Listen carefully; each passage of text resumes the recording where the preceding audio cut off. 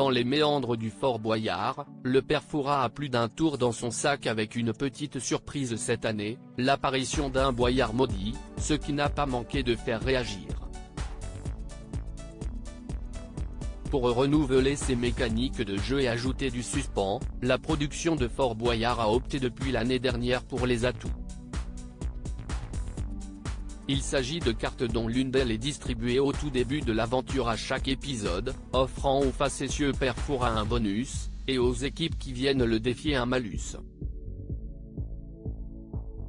Cela peut être des concurrents déloyaux, les fameux jokers mystères, mais aussi un affrontement entre coéquipiers, qui sont alors divisés en deux équipes. Depuis le début de l'été, la 34e saison de l'émission de France 2 fait donc la part belle à cette fonctionnalité, non sans faire polémique sur les réseaux sociaux. Fort Boyard, un atout qui peut diviser la cagnotte par deux. Au tout début du mois de juillet, les téléspectateurs avaient déjà fait part de leur incompréhension après l'apparition des boyards rouges qui pouvaient se retrouver dans le chaudron final. Si les candidats en ramassaient, 500 € étaient exclus de la cagnotte par boyard rouge récupéré. Un choix assumé par la production, notamment parce que le père Fouras avait doublé le cours de la monnaie dans le fort, passant de 10 € à 20 € l'unité. Un moindre mal. Mais un nouvel atout proposé ce samedi 5 août a choqué encore davantage les assidus téléspectateurs de Fort Boyard, le boyard maudit. Ce petit boyard rouge ne doit pas être confondu avec ceux de l'émission du 1er juillet.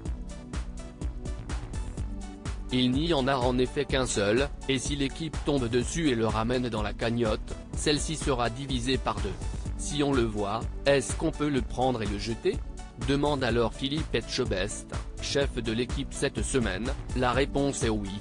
Vous nous aurez tout fait, non mais franchement, lance le cuisinier star de M6.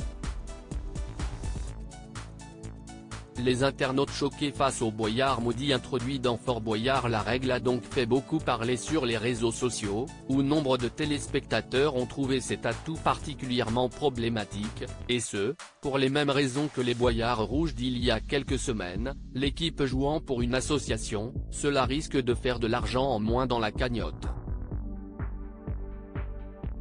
Toutefois, que tout le monde se rassure, le boyard maudit n'a pas été mis dans le chaudron, si bien que l'équipe a pu récupérer pas moins de 16 695 €, une très belle somme.